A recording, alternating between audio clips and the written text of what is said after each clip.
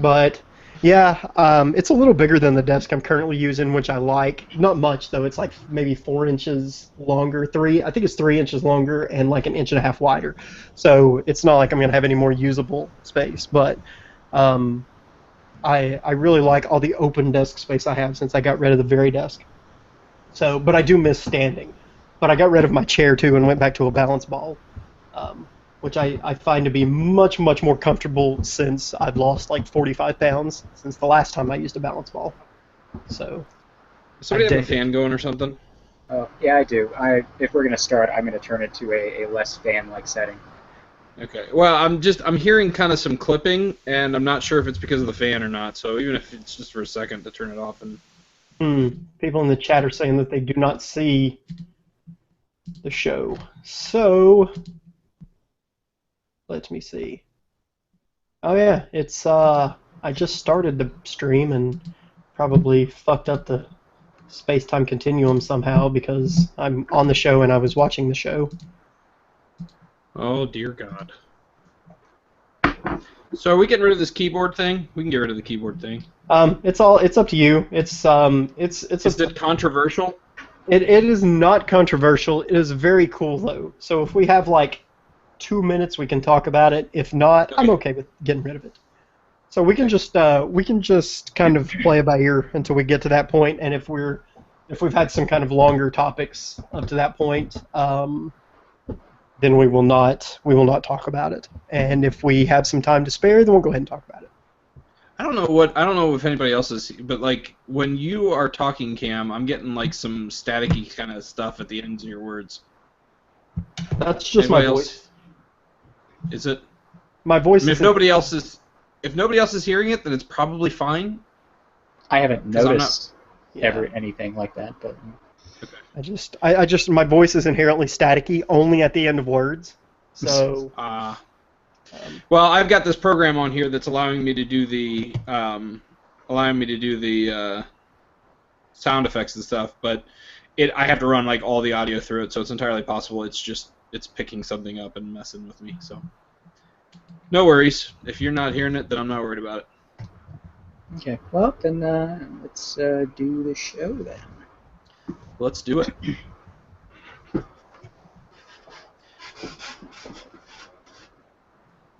Somebody's making bouncy, rusty metal noises. it's not me. Promise. You don't have bouncy, rusty metal? Nope. Balance balls do not contain metal. This one doesn't anyway. Maybe there's one somewhere that does, but it's not this one. Ooh, here, I need to insert a line here.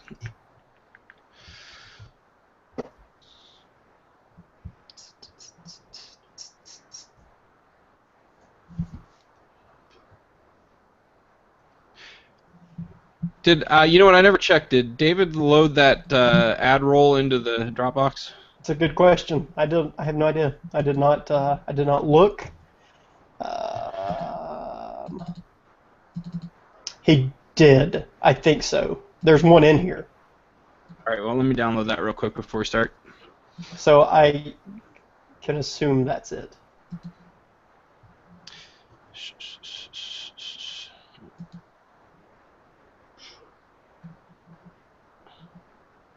Wait, is it the one that's in the AP Sounds folder I hope so. from June 12th? Because if so, that's the wrong one. Oh, I don't see a date on this one.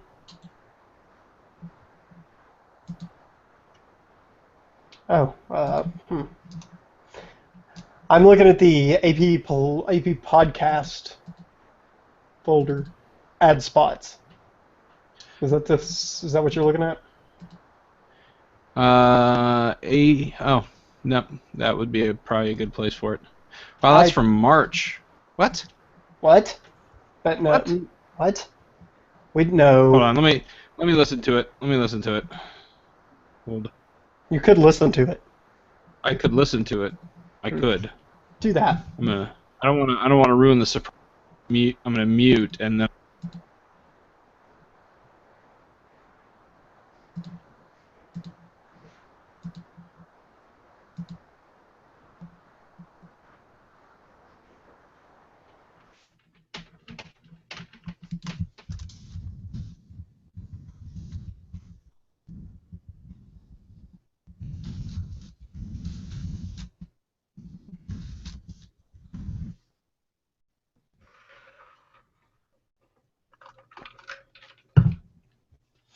So it's pretty quiet in here. Okay, yeah, that's totally not the right one. So you're just gonna have to wax philosophical for a minute or so, Cam. Tell me a story, Cam. I'll have to come up with a story at time. All right. Oh. Well, That'll be fun. I'm gonna do the pre-show roll, and we'll start. Do it! This week's episode of Android Police Podcast is brought to you by Simple Online Banking, the way banking should be. Check it out online at simple.com/androidpolice.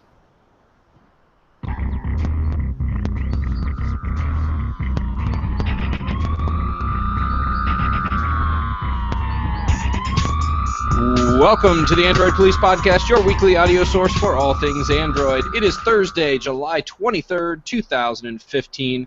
I'm your host, Matthew Smith. I'm Cameron Summerson. Miss Bradlin. I'm Ryan Whitwam. There's nobody else on the show, so I'm waiting for nobody to say something. How did that sound? Was that too loud? I didn't taper the volume off. Sounded all right. All right. Yep. Good. So many of you folks might be watching this show on YouTube. It's entirely possible. But we at least had the decency to do it in a landscape kind of a video where everybody else in the world who does videos just seems to do the whole portrait thing, which is entirely unacceptable. But since getting people to stop doing vertical videos on YouTube is a battle that can't be won, YouTube is doing some things about it. Well, one thing mainly. One thing, and it's really the only thing you need. Yeah, so, I mean, now when you do a full screen video in the YouTube app that was filmed up and down, it actually will work up and down like on your device. So you see the entire screen filled with video instead of what it used to do, where it would like rotate the UI to landscape mode and then would show the portrait video in the middle with the letterbox the hell out of it. So it was like no bigger than it was when you had it like not full screen. It was so stupid. So now it works correctly. What's even more stupid is the fact that vertical video exists. But I guess there has to be some situation where vertical video makes sense. You sort of understand why people do it though, because it's a lot more comfortable if you're filming something with your phone one-handed to hold the device up and down, because the button is right there with your thumb, and like if you turn it sideways, like phones are big and kind of heavy, and like it always feels a little bit more awkward. You almost feel like you have to hold it with two hands when you're holding it sideways, which nobody wants to. That's why everyone should own a selfie stick. Problem solved. No, that's a whole different problem. That would be an othery stick, because you need it to film others. Yeah, that's true. I think that actually you get to call that a monopod then. A monopod. So it's something with it's like an amoeba or something with one foot. Yeah. That's the one-footed amoeba cell phone accessory. I can't wait till we get the email pitch from Sophie in China about that. yeah, some generic Western name in a very poorly spelled email. And the company is definitely located in Shenzhen. They never get old. I always read them, and I always read them like the whole thing, because it's like, "Hello, dear friend. We hope you're having a lovely day." And then it carries on with, "I am such and such from such and such company. Today we offer your buyer the amoeba pod." Whatever. The amoeba pod. So here's the problem. Here's the problem with the vertical video solution from YouTube is that, and this isn't a YouTube problem. This is a people problem, because somebody at some point somewhere thought that the right thing to do when somebody uploads a vertical video is to basically take a blown up version of that video, model the colors, blur it, kind of darken it a little bit, and then put it behind the video and make this really, really horrible viewing experience that makes it almost feel like you're on drugs. Is anybody familiar with that thing that people do? I am completely familiar with that, yes. So those ones don't work right in full screen. Yeah, that's because they essentially took their vertical video, their portrait video, and forced it to become something that it was never intended to be, which is a landscape video. You know what, people? We don't like portrait video, but just let portrait video be itself, okay? Yeah, seriously. Hey, you don't need to you don't need to stuff the square peg into the round hole. Exactly. You don't have to. And honestly, I don't know who ever actually thought that it looked better that way. I was definitely not one of the people who thought it looked better that way. I don't know. I wasn't either. I am often wrong. I am often wrong about things, though. So, Liam, what do you think? I think that all camera apps should just crop the video. That would certainly solve the problem. You would just get videos of like midriffs, and that would be it. Hey, you know what? I mean, in some frankly, situations, that might not be bad. If there was a way to hold the phone portrait orientation and have it take landscape video, that would be ideal. Yeah, I'm saying like it would well, I don't know how, but what it would do. You know what? I think there's an landscape. app that does this actually. I can't remember the name of it off the top of my head, but I'm pretty sure we wrote about it. Well, you know, the Google need camera. The Google camera, if you... No, it just tells you not to do that. It like Yeah, slides it your says hand. stop It's like, it. what are you Stop it. doing? Stop it. It's like rotate your phone. Rotate your phone. Does it do it every time or just the first time? I think it does it every time. I Okay, don't know, there but I'm going to is- find out. There is an app that does this. I remember we wrote about it a few months ago. It's called Horizon Camera. So it like uses your device's accelerometer to turn whatever orientation you're holding the phone into a landscape video. So like, yeah, it basically crops it and it keeps it level no matter how weird you are with your phone orientation. So problem solved retroactively. Well, I think probably the best solution was, and I think Oppo is the company to do it. They had that camera on the phone that you could flip back and forth. No, it was Moto They X. just- yeah. They need one that just has like a level built into it, and it stays level instead. Just built into the back of the phone as you tilt it, it just like Yeah, so like I mean, you don't even have to be opening the camera app. You just hold it up, and that camera You can just just move stands. the at a phone te- and the camera always stays the same. That would be perfect. All right. I think that's the solution. it's There's like no, one of those no cropping needed. it's like one of those inflatable clown things that you can like knock over and just flips right back up. Yeah, and if you really, really need to shoot a vertical video because whatever the subject matter you're shooting just only works in vertical, you just hold your hand over the top of the phone, and it will make a clicking noise as it tries to lift up, but you can still shoot your video. I think that's the solution.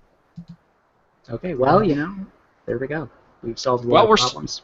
We're solving problems, and I think we should focus our attention next to maps because.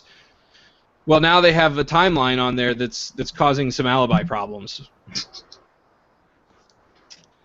Yeah, So- I mean, well, there's been, it's just the location history stuff, right? That's always existed. So Yep. technically, if you have location history turned on your device, all this data already existed. This is just sort of another way to show it in the app. But it is a cool way to show it in the app. It's like a It is a cool way to timeline, show so you can watch.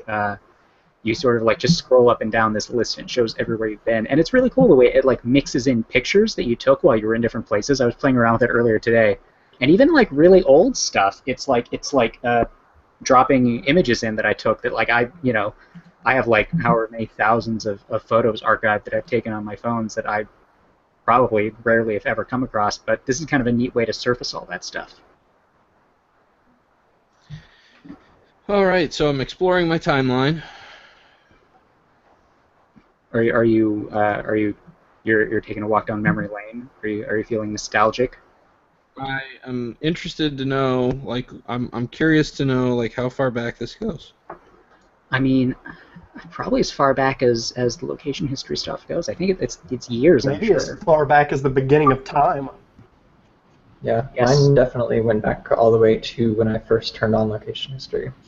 I'm gonna take a peep myself.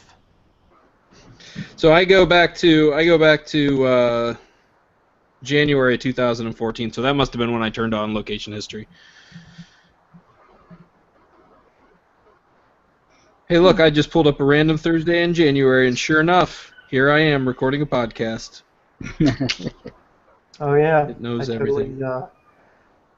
Totally have not actually updated my my maps. Well, I'm sure it would be very cool if you did update it. You know, then I have to download it, sideload it. I'm like the laziest when it comes to that kind of stuff, because I'm like, seriously, I have to download and sideload these things. I'm absolutely just awful at See, that. what I need though is I need a timeline that tells me everywhere I've been, like inside of a store. Because my son has a tendency to lose toys in grocery stores all the time. So if I could just like pull up an app and just retrace those steps, that'd be You awesome. should just put geolocators of some kind inside of all of your son's toys. That sounds really prohibitively expensive. It's a much more practical option, Matt. Just embrace it. Okay, so I'm downloading maps. We'll see how that goes. Well, it'll probably download, and then you'll have to open it and then like run the install. You didn't really mean. Okay, sorry. No, I didn't, but thank you. This is actually the first time I've ever done this. So, what I don't understand what. I have to enable other sources. What does that mean? It's a good thing you don't write for an Android blog. That's the allow viruses on my phone selection. That's what I'm so scared of enabling sources. You should probably. What about all the viruses? You should probably install Lookout or something just to make sure. We are all joking. I just really want to make that clear before we start getting emails and phone calls. Guys, blah blah blah blah blah. Hey, I just want to point out that I have Lookout installed on my phone for that exact purpose, and it's not at all because T-Mobile preloaded it on my phone and I can't take it off without rooting. It's not at all because of that. Wait. I mean, you can probably disable that. Yeah, I could. You're right. I could disable it. I forget that thing exists sometimes. Yes, I have disabled several things on most non-Nexus devices. T-Mobile's not as bad as like AT&T. AT&T, which is like, here's AT&T Navigator, which we know you're definitely going to use, even though Google Maps navigation hasn't existed since. Why in the world does anybody preload a navigation app on that? Doesn't even... My question is like, why are they made? Like, what's the benefit of having as AT&T? What's the benefit of having your own branded navigation app? I mean, they charge for it still, right? It's like a couple bucks a month on your bill or something. So like, I mean, so they charge you to do something that Google Maps does for free. Here's the thing, like, old people will see at the top of their app drawer AT&T Navigator, like, that's how I navigate. Oh, it's $2 a month. Okay, I guess, or whatever. So basically, they're taking advantage of oldsters. It's the AOL dial-up model, is what it is. Oh my goodness! Don't exploit the oldsters, AT&T. That automatically makes you an asshole. I think it's more like the AOL broadband model, which was the AOL broadband when you actually had to have a separate broadband connection to use your AOL. That was. Can I still subscribe to AOL if I want to? I think so. Like, I'm gonna go see right now. I'm going to AOL.com. I don't. What even happens if you go to AOL.com? There's actually a page here. I want to experience the new AOL.com. Let's go. I don't want to go. But I want AOL. I want America Online Services, please. America. So, assuming that AT&T like updates and maintains this app, is the revenue that they make from it enough to make up for the development time? I mean, I bet they don't spend a lot of money developing it. I mean, probably not not. Either. It's probably terrible. Probably. I wonder what the It probably doesn't even work in the art environment at all. Probably a gingerbread app. I'm sure the UI is horrendous. We could probably look up a screenshot of what it looks like these days. I'm like super curious about this now. Okay, well, that's probably enough. That's probably enough discussion of AT&T Navigator for. That's probably enough. I know. No, that's probably enough. We should probably move on to Device Manager because AT&T probably isn't going to help you find anything anytime soon, and apparently neither is Android Device Manager. Yeah, I'm pretty pissed about that. In fact, It's really janky. So if you haven't tried this, everybody go check out Android Device Manager and see how many of your devices you actually see. Out of my, I don't know, 87 Android devices. I don't know if it's really 87. It could be 187 for all I know. It shows one. It shows my NVIDIA Shield, which I have not used in a while. It doesn't show my Nexus 6. It doesn't show my Nexus 9, which are the devices I use every single day. Yeah, it currently shows two devices for me. It shows a Nexus 6 and a Shield tablet, neither of which I'm using right now and haven't used for a few days. It's missing a large number of devices. There should be a giant list, and none of them are there. So it's basically useless right now. If my phone walked away, I would have no way to locate it. Well, I can tell you, like, mine is showing 3 of my devices, but it's showing the 3 that I have used recently. So only. So can you so you could locate the phone that you're using right now? Yes, it's right next to the tablet that I'm pulling up, and yeah. I would be app. fine if it would, okay, if they end up dropping all the crap that I don't use, then that's fine, but my daily drivers, the stuff that I use all the time, I want those on there because, yeah, if my phone disappears, the first thing I'm going to do is grab my tablet or my Chromebook or something and try to find it. Yeah, this is just super, super broken. But apparently Google's aware of it and they're trying to fix it. But so it's finding them just fine. I assume that the Android Device Manager stuff on the watch still actually finds the phone, right? Probably, because that doesn't have to go through Google's servers, right? We're going to find out. It just makes my the phone is about to ring. It does work. Okay. Indeed, it works. I didn't think that it would have an issue working, but I just wanted to make sure. Just in the interest of thoroughness. Just because, yes. Yeah, but annoying Google, please fix this now. Would be good. Fix it. That's right. So we should talk a little bit about Google Plus Photos. We should probably compose a memorial for Google Plus Photos. This is the end of Google Plus too, right? Google Plus is dead now. It's dead. It's dead. It's dead. It's basically a ghost town, dead. anyways. Yeah, it is. Yeah. Nobody used it. I feel like rip. God, people just get just hysterical every time something changes about Google Plus. Like, this must be the end, finally, of Google Plus. This thing that Google has invested years and presumably lots of money in. They're just going to walk away from it. Sure. But, yeah, so Photos is basically still almost the same product. It's just in a different place with, slightly different feature set. And, of course, I almost don't even feel like they need to shut down Google Plus Photos. Just like, okay, now that when you click on that link, it takes you somewhere else. I don't know. It's like it feels like we're calling for an end to something that's not even really ending. It's just different. Is the link in the sidebar even really going away? Is it like, are the two not going to be connected at all? Because I know they said you'll still be able to share things in Google Plus. Presumably, if you click the Photos button to share something, it'll still reach out to the same repository where all of your photos have been this entire time, because nothing on the back end has really changed. Right. And the photos, the Photos link on the sidebar has the new logo anyways. It doesn't say Google Plus Photos. It has the pinwheel thing and just photos. I don't know. I feel like it's like it's changing it from one thing to the other, and it's not really a huge deal. Of course, people like to make. When you click on the link, it takes you to photos.google.com anyways. Nothing's changing.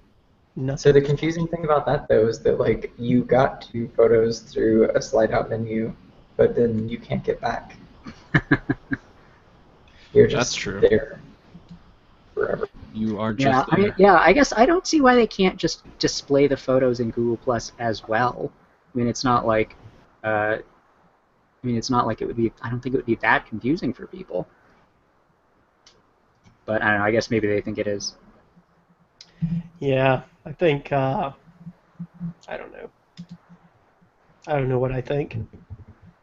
I rarely use Google Plus, so doesn't matter what I think. Well, I mean, even if you don't use Google Plus, like, do you use the photo backup stuff though, right? Or do you? I do use the photo backup stuff. Yeah, I mean, I do too. I think that there are a lot of Android users who only open the Google Plus app to turn that on. Yep, pretty much. I know it'll be like, I'll open Google Plus for some reason, and it'll have me set it up, and I'll be like, damn, I've been using this phone for 4 months, really? So oh man, I always try. Like, I go through these phases once every, I don't know, somewhere 8 to 10 months, and I'm like, I'm really going to use Google Plus, and I'll do it for like maybe 3 days, and I'm like, well, and then I just forget. And it'll be a really exhilarating 3 days and a fantastic experiment, and then I'll just forget about it and stop using it again. Okay, well, so shall we move on to our Android feature thing that we're doing for the next 2 weeks? We should. So last week we talked a little bit about it. To some level of officialness, the 10-year anniversary of the Android team joining Google was last week, and kind of in celebration of that, we're going to be spending a couple of weeks going through previous versions of Android, starting with the most recent not Lollipop version of Android, KitKat 4.4, which we will all fondly remember as being the version that was the first version to force David to pie his face. Yeah, that was a good one. Man, that's yes. Also the first thing I think of when I think of KitKat, because I think, yes, back when we thought it was going to be key lime pie, and David was so sure that he bet a pie on it. Yes, two of my favorite things about Android will always be KitKat 4.4 and the Nexus 6 because of the pies. Oh, the pies! That was exciting. I feel like the 4.4 launch was like one of the more exciting Android launches that we've seen since probably since the original Droid, and when Android really started getting some notoriety. But just because not necessarily because David got a pie in the face, just because of the whole KitKat thing, and then nobody saw it coming, and there was like this secret partnership that they'd been working on with Nestle, and it was just so cool. Like I don't know. I have very good feelings when I think that was a very strange day when that happened. It was so weird. They kept it a secret, which is pretty impressive. It's like the first thing we heard about it is like all of a sudden, oh hey, they're putting up a new Android statue, and it's a giant KitKat bar. Yeah, so it was September 3rd, 2013. Sundar Pichai tweeted out an image of the KitKat statue on the lawn, and that was basically the announcement. I mean, yeah.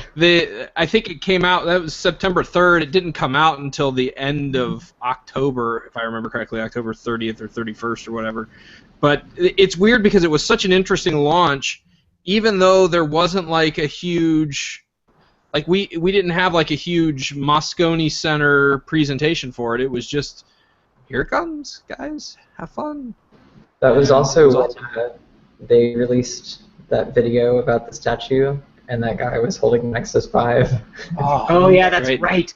And everybody on the internet was like, enhance. Dude, I totally remember us, like, as a team, like, scouring that video and, like, looking at every little possible thing. And we were like, hey, how come that phone has such a giant camera lens? And we're like, is that the Nexus 5? And, oh, man. Good I want to know, like, where's that guy now? Like, did he get fired? He totally got fired. And the guy who edited the video, he was also fired. And the guy who shot the video, he too was fired. And then they died mysteriously several days later. Yeah, exactly. That was just, man, like, the Nexus 5, I mean, like, when I think of the, and this, maybe this sounds weird, but when I think of the Android phone that I associate with the strongest, like, that I feel like it's the most me phone, Android phone, it's the Nexus 5. Just because, I mean, I don't know, it was just, I really liked the Nexus 4, but the Nexus 5 is just, to me, just one of the best One of Yeah, the I mean, that best was Android probably phones. that's probably still my favorite Nexus device, just because like at the time it came out, like it was like perfectly positioned because it didn't have like an awesome camera, but like the specs were kind of right where you wanted a phone to be, but it was still pretty cheap, and I felt like the materials were reasonably nice. Like I know, like a lot of people don't like the soft touch plastic thing, but I actually really like devices that Oh, are soft touch I like love that. that. And it was just, I mean, it just felt like it was like such a good deal, that phone.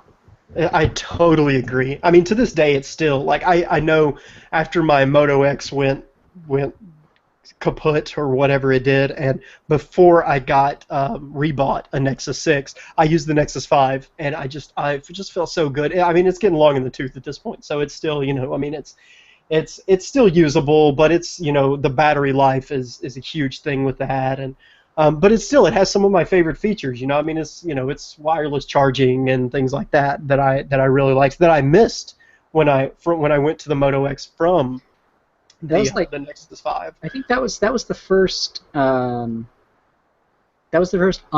LTE Nexus phone. I think It was, yeah. the Yeah, the 'cause Galaxy Nexus 4 Nexus was LTE was only on Verizon. right, And the only on Nexus 4 Verizon, and was the Nexus 4 was 3G. HSPA Plus. So it was. That's another thing. It was like this groundbreaker for me anyway. It wasn't the first LTE phone I had, because I did have the Galaxy Nexus, which I think that was my first LTE phone.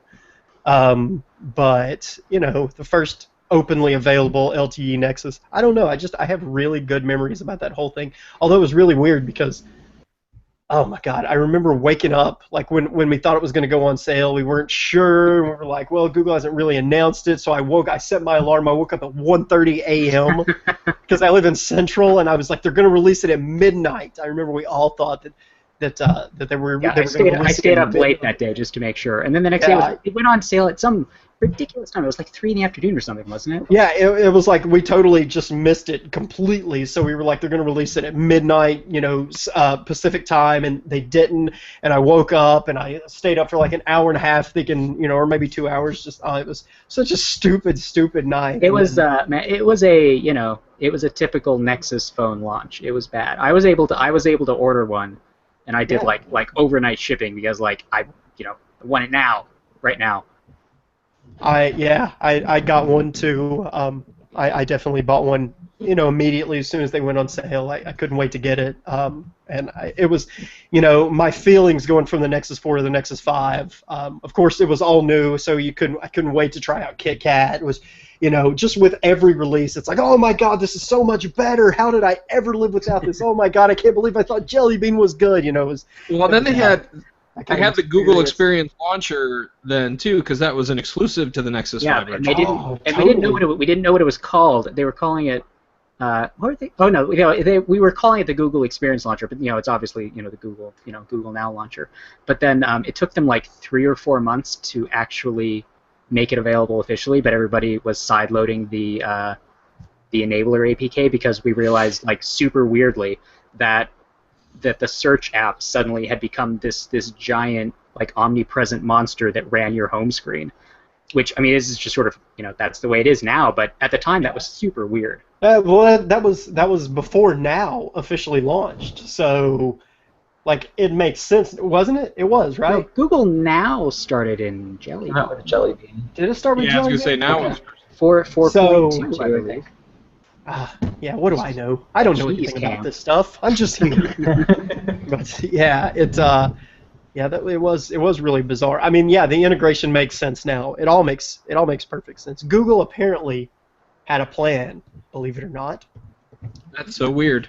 A I keep plan? looking over at my What? Nexus 5, which is over here on a charger. I keep looking at it to see if it like feels. I think I've got because we're mine talking over about here it so much. someplace. I have the M preview installed in it. Yep. That's what I Still have. got it. That's what I'm using mine for. So I still have plenty of use for mine. I still love it. I still warmly embrace it. Yeah, it's still a very good device. But KitKat was also the version that added host card emulation for NFC, so that was actually the first time you could just use Google Wallet without worrying about whether or not your carrier was going to be a jerk face about it. Yeah. A lot of good stuff. A lot of really, really great stuff came with KitKat. Yeah, and They immersive added mode. immersive mode. Yeah, immersive mode. So, I still to this day I'm shocked how many game developers do not use immersive mode. What is I'm also still shocked. Oh yeah, that's what it was. It wasn't Google Now that came. It was OK Google. Oh yeah. That was what came. Oh yeah, that just activated my Nexus 6. That's what I was thinking of, and that is kind of why I feel like it made sense for the search app to be this, like you said, this omnipresent beast hanging out, because it was ready and waiting to listen. Yeah, the OK Google stuff is obviously that's obviously huge now, but like at the time it was just sort of like this novelty, like, oh, I can talk to my phone. It only worked on the home screen, but now it works, everywhere. And then on some devices like the Nexus 6, you can do it even when the screen is off. Yeah, it's come a long way since then. Oh, I will say there's. Go ahead. I will say there's one feature that they announced with KitKat that I actually wish that I still had, was the lock screen media controls in KitKat. In my opinion, were way better than what we have now. Yeah, it took over the whole screen, and like now you've got the notification. So I mean, yeah, it's this tiny little widget. I kind of agree with you on that, because like in the car, I basically exclusively use my phone for music over Bluetooth, and it was so much easier to just to manipulate, forward, back, pause, whatever from the phone. So I totally agree. I feel like a lot of developers are not taking advantage of some of the cool stuff that you can do with notifications. Like, it might not be so bad if Play Music had a really kick-ass notification, but it doesn't. like what's funny to me is that you can choose what color the card is too, and so Play Music chooses to be dark gray. So yeah, that's never made sense to me. A couple other media apps do that. Is that just like, has everybody just agreed that media apps will be dark gray? I don't know. It just seems to me like they were like, oh, we can make this literally any color that we want to. Let's make it look like a legacy notification. Fantastic. Yeah, they're trying to go retro. It's too soon, guys. You can't go retro yet. Okay. I want some 3.3 B5 E5 in there. But 4.4 was also the first time that we got translucent navigation and notification shade. Crazily enough, my Nexus 10 still doesn't have that. Like, I don't know what. It has a crappy GPU. That's why. Yep, that's exactly why. And that was the first time we got. And thinking back on that now, it's like, how did we deal with things looking like such crap before translucent bars came into play? Because it was like this huge black bar and this huge black bar, and now they blend with the apps, and everything is beautiful. Yeah, KitKat was the first time they were like, okay, everything is white now, and people freaked out because hollow blue, that was their thing for like 3 years, and then all of a sudden, the blue was just gone. The blue was gone. I feel like KitKat was kind of that first step of growing up, the more refined look that we have now in Lollipop. They took a lot of steps towards where we are now in KitKat, I think. Totally agree, man.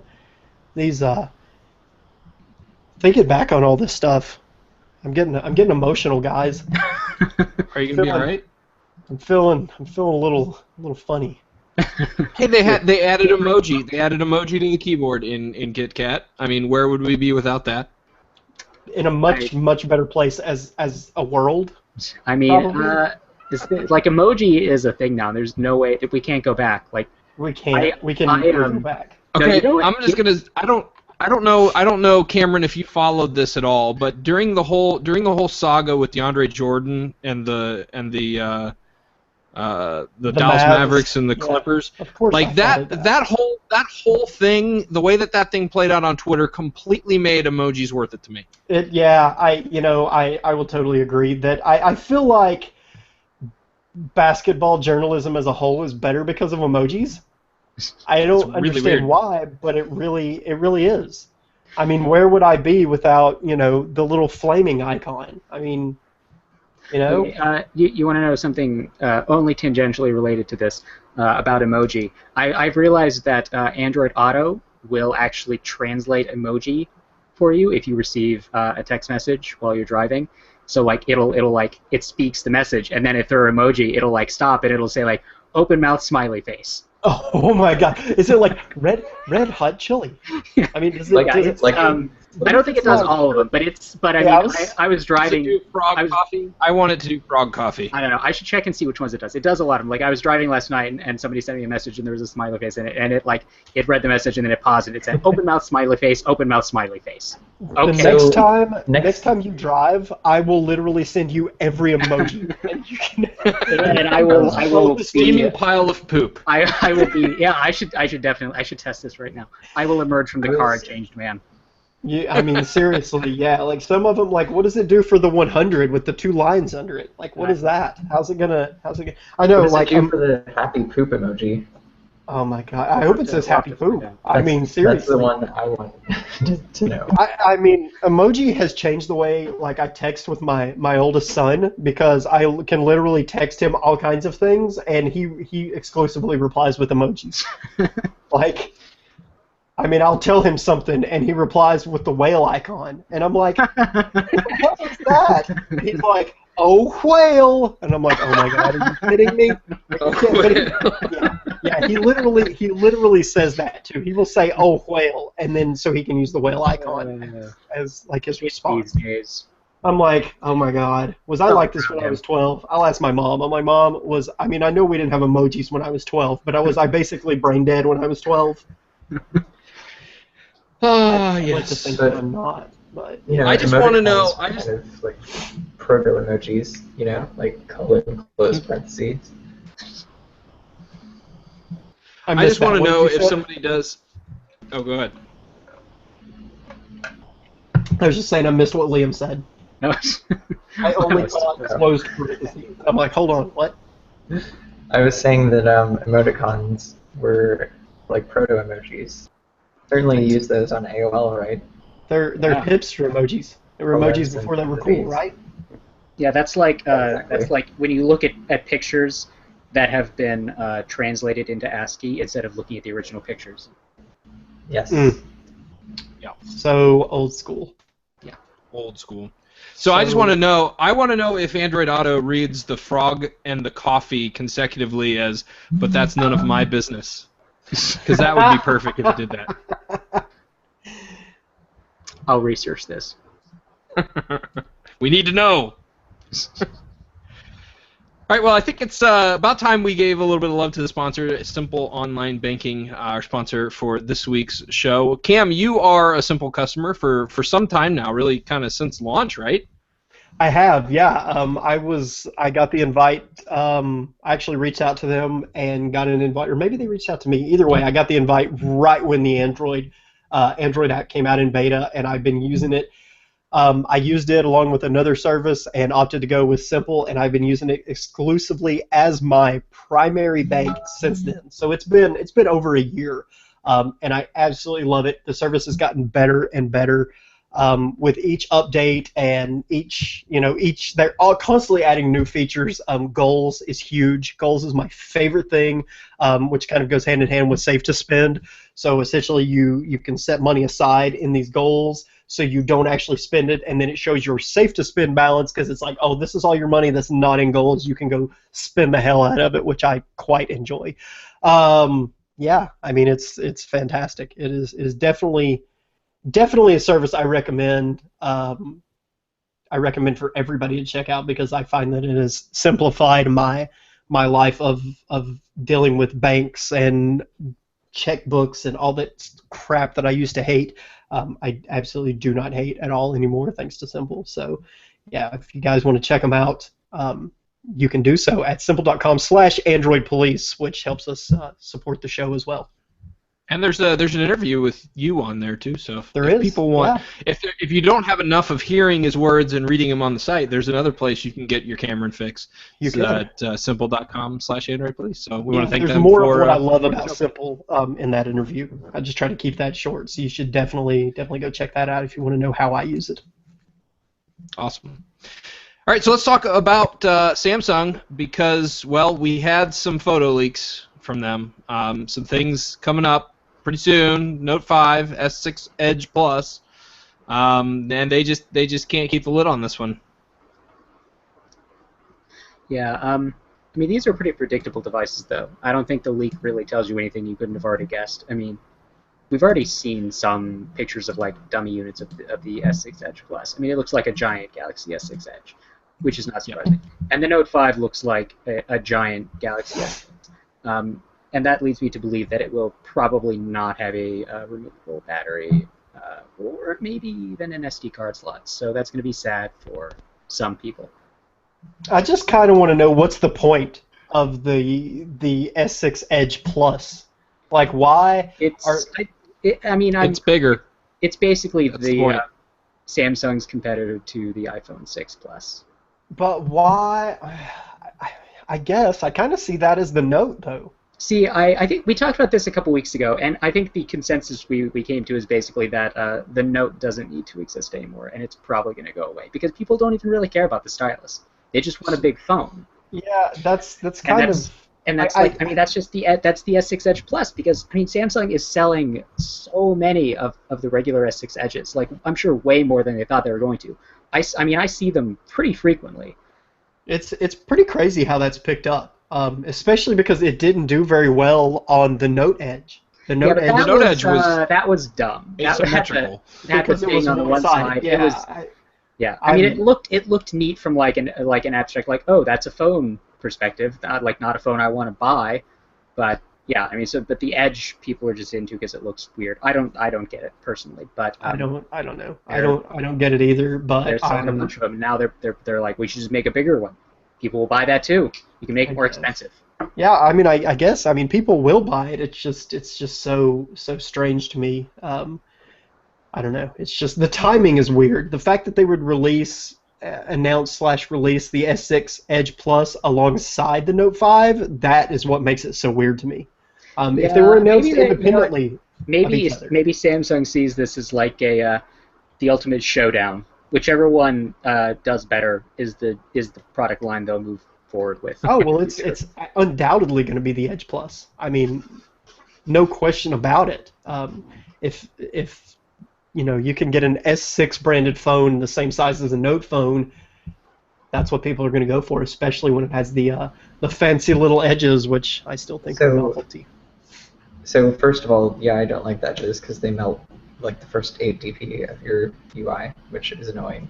Second, the only justification for the stylus not becoming just an accessory that you can get anywhere is that it fits in the Note phone. Like, is that it? Because it has like special actions when you put it in and take it out. God, that's the it's the customization stuff for the Note has just gotten so boring. Like the air control stuff, it's like that's a good idea, but nobody uses the apps that they build into that. I would love to know the percentage of people, because I know there are people out there who use it. I would love to know the percentage of Note owners, and I'm not asking for emails from every Note owner. I'm not that curious, but I would like to see like somebody who has compiled this data and the percentage. I bet it's less than 5%. David alleged a few weeks ago that people who would know have told him that their usability testing shows that significantly less than half of people use it. Well, we did talk a little bit about this, of course, last week, and we got an email after the show from Dinah, who actually thoroughly enjoys using the Wacom digitization and the hover effects and stuff like that. So I mean, there's some uses for it in there, and I don't think anybody's really going to deny that. It's what degree of niche that those uses are, and the lack of customization where, okay, so I've got this launcher that does with the hover over on the screen, but I can't put whatever I want in there. It has to be Samsung's apps. And like Liam said, they could sell the S Pen. They could keep the S Pen around and sell it as an accessory. Sure. It won't insert into the phone, but you know what? If you want the S Pen, or they could even sell it as like a full-size pen, you could just stick in your pocket with all the thing about the unless the phone has the digitizer built into the screen, though, it's not going to give you the same level of functionality. Okay, so here's the thing, though. Android M supports Bluetooth styluses, so you can make a full-size pen that's actually comfortable to use that communicates over Bluetooth with the device. Obviously, you have to wait for Android M, but like.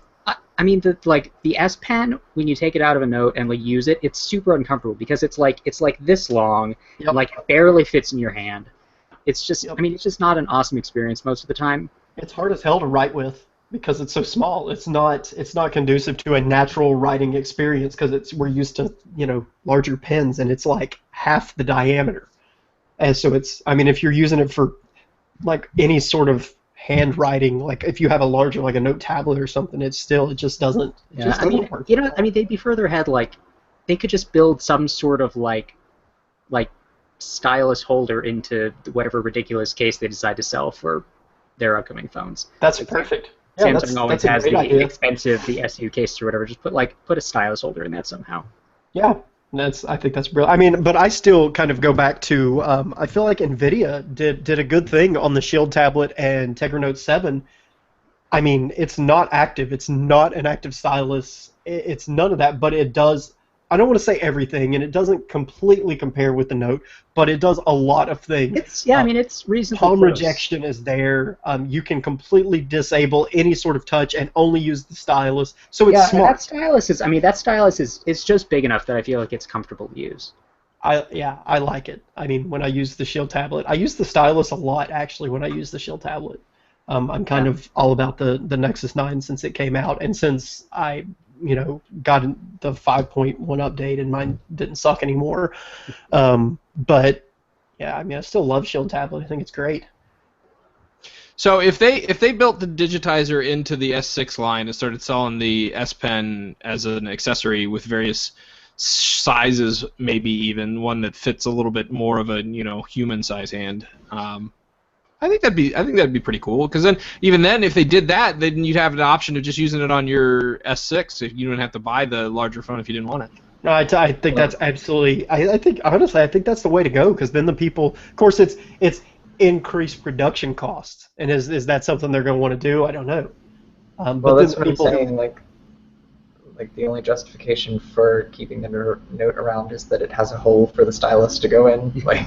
Yeah, I guess they can make a case for the S6 that has a slit or something. Yeah, I think that's the smart way to do it, which kind of to me suggests that Samsung won't do it that way. Yeah, well, I mean, this generation will tell all. If the Note 5 doesn't do particularly well, then I think they'll probably have to either rethink drastically the Note 6 or they just won't do it.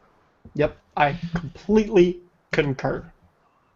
All right, so we had leaks on the Moto front as well. The 2015 Moto X, maybe some details about the Moto G got leaked out. I'm curious to know what you guys think of the new Moto X, the design on that one. From the front, I think it looks pretty cool. How the screen has like almost no bezel on the left and right. I'm not sure how to feel about that thing on the back, that like metal spreader. Yeah, I don't understand why that exists, and I don't know why there's flash on the front. That is crazy. The flash on the front is definitely like a selfie camera. But like here's so like the front-facing cameras always suck though. You know what I mean? And if they don't suck, then they look crazy. So like it's annoying to me that they put a flash there as if you're gonna get a great photo. I mean, maybe the camera's great. I don't know. I don't know. I mean, maybe they put a 5-megapixel front camera in there, and then they went and put a flash in there too. And but still, I want. Maybe the flash is there to selfies. Or it could be maybe the camera and still not be huge. Maybe the flash is just there to wash out your front-facing pictures so that you won't realize how bad the camera is. Well, it is interesting because historically Motorola has not had the best cameras. I mean, yeah, no, they just haven't. So it's like, oh, well, here's your slightly crummy selfie camera, front-facing camera with flash. So like, why put emphasis on, unless they're really stepping up their camera game, which much needed. But the thing about the Moto X last year is the image sensor they used is almost exactly the same that they had in the Nexus 6 and in the G3 for that matter. And the quality of pictures you got out of both of those phones was so much better than the Moto X. It was weird. Like, Motorola just has a lot of problems with proper software processing. I mean, I feel like they have to license some technology from somebody else because they're not doing it properly in house. So I don't know. Maybe this one they'll do that, but. Yeah, they need to do something. I mean, because the camera battle is I mean, it's huge now. I mean, it's huge. There's no question Yeah, about it. That sells phones at this point. Yeah, the Galaxy S6 and the G4 are both like neck and neck. They both have really good cameras. And then there's Motorola like lagging behind, like, well, you know, we have a camera on the phone. It exists. Yeah. So also looks bigger. So the phone It does look bigger. It looks bigger, which is kind of to be expected. It went from what was the 4.7? Was that the first generation? I can't remember. Yeah, it's 4.7. 4.7 to 5.2. So yeah, maybe 5.5 on this one. So not ridiculously huge. I think it looks pretty good, all in all. The back I'm has definitely that weird, that like pattern thing. It's like very fine, like diagonal lines all over it. It's interesting. It is definitely interesting. I'm definitely looking forward to it. I had both the first and second generation Moto X I carried as daily driver, but you know, I'm not yet convinced that I will opt for the third generation. I'll have to see. It will absolutely have to have 3 gigabytes of RAM before I'll consider it. I wonder if both of the speaker grills will play audio this time. Because on the Moto X, it's just the bottom. Yeah, that was super weird. I feel like it'll probably have to have 3 gigs of RAM because the other leak that we saw, actually I think just today, of the upcoming Moto G, which is probably going to be announced in a few days, it will have a 2 gigabyte RAM option. So it would be weird if the Moto X was also only 2 gigabytes. Yeah, that would be very strange. Yeah, the new Moto G looks pretty good. Yeah, if they can price it like about where the 2014 Moto G is, then that would be a very especially since it has Moto Maker. I mean, yeah, it's got all the color customization options. I mean, there will be like the whatever the 8 gigabyte storage version that only has a gig of RAM supposedly, but you know, I think as long as the pricing difference isn't huge, you would be crazy not to just get the 2 gigabyte one.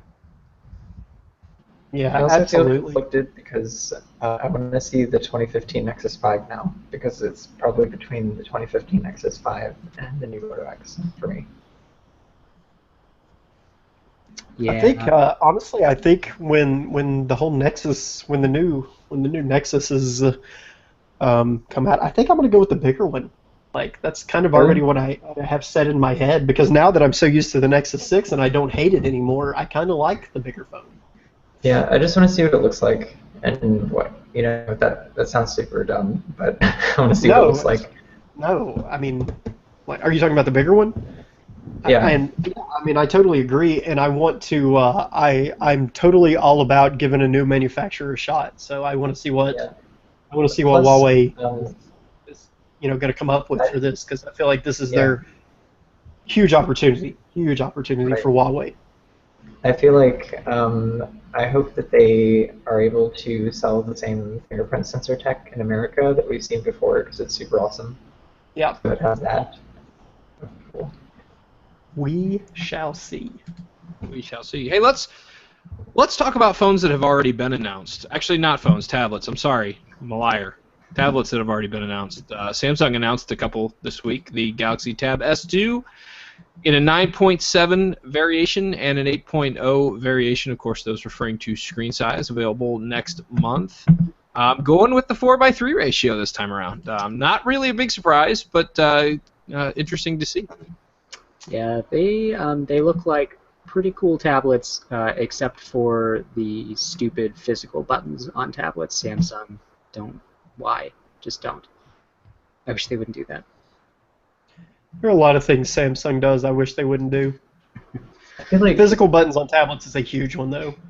And I'm still upset that they call this the Tab S and not the S Tab, because I swear to God I still want to call it the Galaxy Stab. Yeah, the Galaxy Tab. I'm sure that's why they don't. I know they do it just to piss me off, don't they? Because I want to call it the Galaxy Stab. Yeah, if Liam wanted to call them that, they'd totally do it. That's how I feel. I don't understand why they hung their branding hat on the whole home button capacitive keys thing. I mean, it started as an Apple thing, because like the first few Galaxy S phones, they had like the really big, the big almost square button that looked vaguely like an iPhone home button, and then it just sort of evolved into like this is what a Samsung phone looks like, And then like what was it? Like the Galaxy S3 was the first one where they sort of made that their brand, and the US version of the phone had that, whereas before it was the row of of four whatever orientation Android nav buttons they were using at the time in the US ones. And it's still a terrible idea.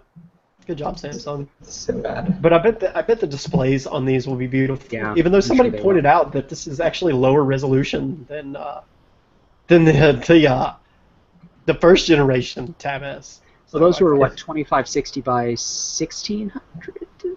Yeah, that was what the Nexus 10 was, Yeah. right? As well. But Yeah, these are I also mean, 4x3, which Yeah, excites I'm me. willing I love to 4x3 I'm willing tablets. to take a slightly lower resolution for it to be a comfortable big tablet to use.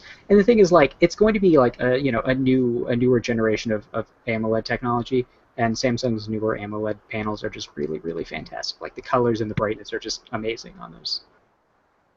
So I'm sure it'll look fantastic. It'll look better than any other tablet you can get, probably. The new tablets also have those little holes on the back for attaching whatever it is that Samsung wants attached there, which is so silly to me. Almost as silly as that weird plastic strip that the Nexus 10 had on the back. Oh yeah, what was that? Was that for a case? It was for a cover that came out like months later, I think, right? Months. It came out like way later than the tablet, Months. if I'm not mistaken. Yeah. But you tore off the strip, and then the cover had a strip attached to it, and you put that on, and then it folded over. So, I mean, it's a cool trick, but like altering the actual design of the device just to accommodate an accessory seems kind of silly. Strange. Wonder why they decided to go with 3 gigabytes of RAM instead of just going with 4 in the new Tab S2. I don't know. They just like the number 3. They probably figured that's enough. I mean, that's what the Galaxy S6 and S6 Edge have. Oh, we lost that. Well, that's not good. Well, it says that we're still live. It does. Okay. Hi, audience. Cam, you didn't tell me a story. I mean, I guess you told me a story about online banking, but I want to hear other stuff. I did tell a story about online banking. Well, Matt was willing to play the audio for the voicemail and stuff. So where'd he go? Yeah. Gosh, Matt, we missed you. So the first voicemail. Yeah. We can just read. We can read the Google transcription. Well, I didn't want to have to say this publicly, but I don't know how to read. So I'm really embarrassed now that you put me on the spot. I can write, but I can't read. I can only do one of these things, okay? That's why we have Rita. Yeah. Well, does anybody want to like message Matt and see what is going on? Well, maybe. Let me see.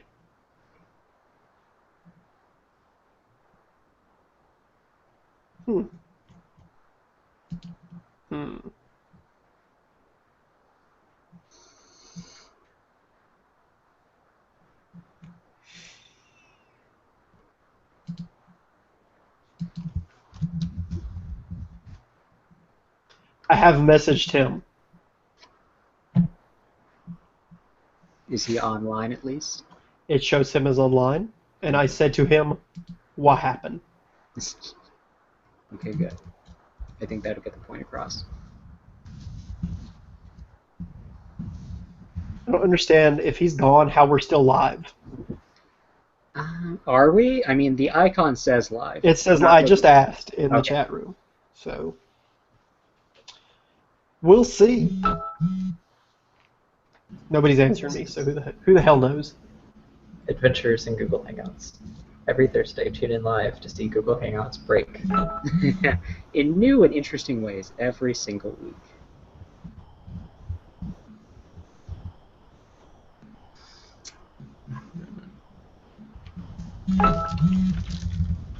I really should check my email. Right? I don't check email because I don't know how to read. Oh, that's true. So But you can have your computer read it to you. I don't like its voice. I accidentally signed up for a Fandango account using my AP address, and it's like really stressful because I don't know how to fix it. Yeah, yeah, where I've applied for flights and whatnot with my for AP related trips. I use my AP address, so now I get all kinds of stupid airline emails, which frustrate me. Yep. So now they're like, I bought one ticket to a movie yesterday, and I've already gotten like 5 emails that are like, "Hey, VIP, here's some VIP. stuff you can do. You actually spent some money. That means you might have more money. Don't forget you bought tickets one time. Hey, do you want to see more movies?"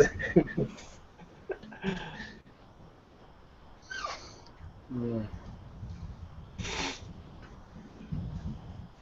Matt says Chrome locked up. I So said, one come time back, we we got a miss you. voicemail about app permissions. Yeah, well, I mean, if Somebody left us a message. it's like if it was Chrome, then that means it was still Google's fault. So, So we're gonna go ahead and just blame Google. was he back? Yay! Yay! Yay, I'm Chrome. back. That yay was a little too loud. We needed more quiet. Yeah, you guys were. I don't know how to blame this on you. Never mind. Oh, we already. I really signed wanted to. I just couldn't come up with it. Yeah, so sorry about that. Chrome locked up, and I had to kill the task, and then it would take forever to actually die. And then when it finally did die, it said I didn't have an internet connection, and I did, so it was lying. And then we got into a fisticuffs fight because it lied. And now that I've kicked Chrome's ass, it's submitting, and we're good. So. Okay. That's the totally rational story. It is. Are we done talking about the Galaxy Tab S2? Yes? Yeah. Yeah. I think so. I mean, if we're not, then we can be. Did the chat room hear all of it? Because if the chat room didn't hear it, then it's not going to end up in the final show. No, I think we Interestingly stayed enough, online. yeah, we never stopped broadcasting. Okay, good. In that case, let's move on to voicemails.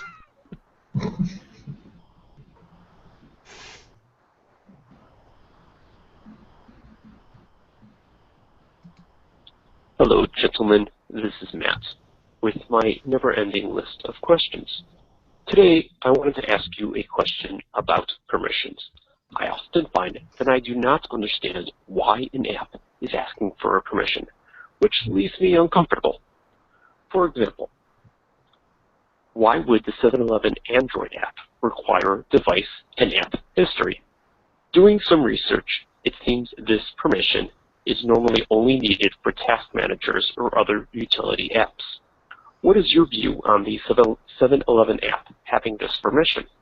You install many more apps than I do. How do you evaluate if you can trust the app? Malicious intent is not the concern because just as much damage can be done by inexperienced or lousy coders. Thank you very much, and I look forward to your response. I don't pay First attention of all- to permissions. First of all, I just want to say that if the level of enunciation that goes into our voicemails from Matt, if Google Translate can't get this correct, there's just no hope for it ever getting anything right. Just throwing that out there. Totally. Remember their voice transcription? It's supposed to be better now.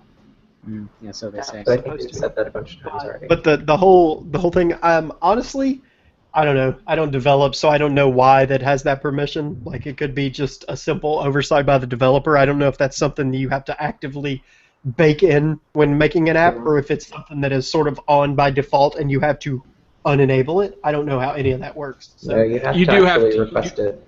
Yeah, you do have to Okay. request it. You have to put the code in there in your. I think it's because 7-Eleven is just nosy as hell, honestly. That's all I can figure. But would it bother me? Probably not.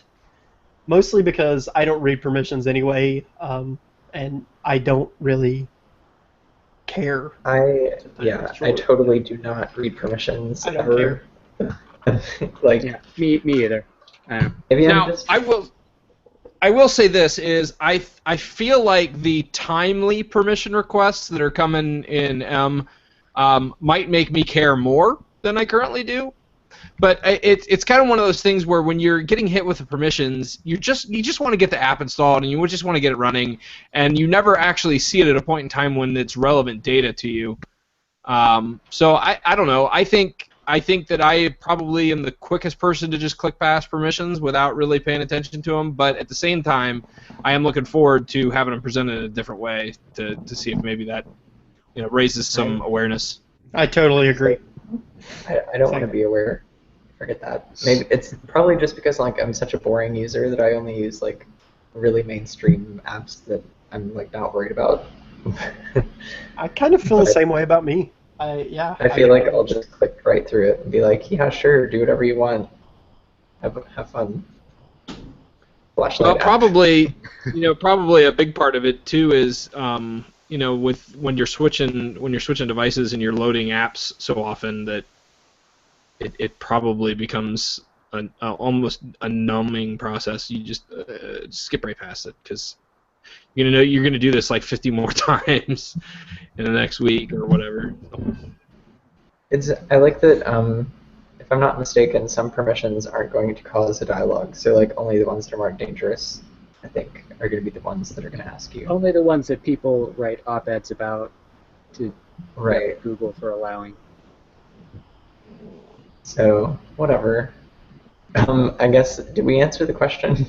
Not really. I mean, sadly, we're not developers, so we don't really know. We're not developers. Writing or permission. For people Personally, who I've never care. used the 7-Eleven app, so I'm not sure like what it does or what the possible. I'm not I either. assume that you give it money and it spits out like slushy from your USB port. Like I'm wondering if I could get free slushies. Are they called slushies? Or are they called Slurpees? I think they're called Slurpees. Are they? Okay, whatever. If I could get free Slurpee for using the 7-Eleven app, I might be more inclined to use the 7-Eleven app. But I don't know. Yeah, so I guess we're totally unhelpful on this count. So the short answer is we're sorry. If there are any developers out there listening that know why that particular app might use that permission, you can email us and let us know. Yeah, absolutely. We are more than willing to have our listeners answer our questions for us. Yeah, really, the less work we have to do, the better. That is our motto at AP. The less work we have to do, the better. That is apparently not their motto at 7-Eleven because they had to ask permission for that. They could have just gotten away with doing less work if they hadn't asked permission for that. So they're overachievers, I guess. I will never work for 7-Eleven's Android team then. All right, so we have an email to discuss this week from Riley. It says, "Help me, AP. The vibration on my Nexus 6 is crazy strong. If it's sitting on my desk in vibrate mode, when I get a text, it sounds like I dropped a tin of marbles on a sheet of metal. Not great for an office environment. Since Lollipop, it appears my only options to have it on the lowest notification sound volume, vibrate, or no notifications at all. That kind of sucks. And wanting to know if there's any workarounds without rooting the phone and installing Exposed. Can I turn the vibration intensity down without rooting? I have a Moto 360. Is there an app that I can use to have the phone just send all the vibrations to my wrist and keep the phone silent? All I can seem to do is have both vibrate, and neither, which is very helpful. Thanks." I think that's a setting in the Android Wear app, isn't it? To just have all notifications. Mute notifications on the phone. Yeah, so About you the just do that. Nexus 6, I have a theory that there are like faulty vibration motors floating around because Wait, even because when I was yours stopped using it- working for a long time. Right. Well, so mine stopped working altogether and it didn't vibrate even, so haptic feedback was gone, like it wouldn't vibrate when I got a call, whatever. But then, like magically one day it came back, but it's like weird. It's like a weird intensity and it would, like some things would vibrate and some things were like a more hollow vibration. It was very strange. So my theory is that there are like some weird vibration motors floating around and maybe you got one. Well, if the Android Wear thing doesn't work, an alternative is to buy a very small pillow for your desk and just gently lay your Nexus 6 on it. Phone. Well, you can get one of those. You can get one of those couches. You can get some of the furniture couches. Furniture, That's yeah, perfect. of course. Get a furniture couch and. Although I don't think those are soft and cushy. They look kind of plastic to me. Well, So, order one and actually email whoever makes those and ask them if it's soft and cushiony. And if it's not, just buy a small pillow. That's probably the Actually, least helpful suggestion you could get. I'm sorry. Actually, just buy a small pillow because it's $100. So just don't. Try the Android Wear thing, and if that doesn't work, buy a small pillow. Yeah, that setting, by the way, it's in the main settings of the Android Wear app. It's called mute phone alerts and calls, and that will make the phone stop doing stuff, and it will all go right to your watch. So that's probably the easiest way, because I think if you want to change anything about the vibration on the Nexus 6, you need to have root. So unfortunately. Yeah. My Nexus 6 does seem a little bit weird too, though. Just to add, it seems like a very very long, drawn out vibrate every time like I press a key on the keyboard. Yeah, mine the key I don't know. Like when I type, it's really, I don't know. It's really weird. But we've talked about this before, and I feel like I keep my vibration very strong compared to what most people. Oh yeah, that's right. Yeah, you have your phone vibrating like the entire time you're typing. Yeah, like I don't ever want it to stop. I'm like, please give it to me. Yeah. Okay. All right. Well, if you are if you are listening live or you're listening on Friday, you still got a couple hours to get yourself entered into a contest over to win a plethora. Well, you only win one, but there's a plethora of Tron Smart chargers that you can win for home and car, 1-port, 3-port, 5-port, quick charging enabled. Really cool chargers. AndroidPolice.com/contest. Get yourself entered to win for one of those chargers. And yeah, first of all, thanks for everybody who emailed in this week and the voicemails as well. Make sure you keep those coming. You can reach us at Android Police. No, that's not. I'm not even saying that right at all. You can reach us. You can reach us by email at podcast@androidpolice.com. You can also call us at 530-HELLO-AP. That's 530-435-5627. Twitter at Android Police, and we're also on Google Plus and Facebook. So send your questions in, and we will talk about them on the show, and we will be very, very helpful. Not like we were with the other stuff today. Yeah. That was the exception, not the rule. So I feel like it was definitely the rule. Honestly, we want people to respond. We don't want to scare them away. Yeah, we are. It's not frightening. We are trained professionals, and by trained I mean not trained at all, and by professionals I mean guys who sit around in their underwear on the internet all day. So yeah, pretty much. Take that for what it is. Well, I'll have you know, when it's winter, I wear pants all the time. Ooh, but it's summertime, so you get us without pants.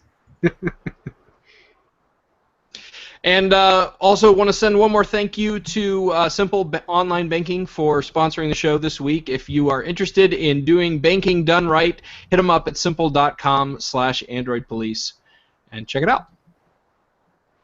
But really do that. You won't regret it. It's hard to know where the show ends now if we're not doing the outro music. Well, here's what we can do. We can just do the outro music, and then you will feel much better about everything. Goodbye from the Android Police Podcast, your weekly audio source for all things Android. Closure. Nothing Did we know quite that like it. you can add All right, Google Drive? I'm stopping the broadcast.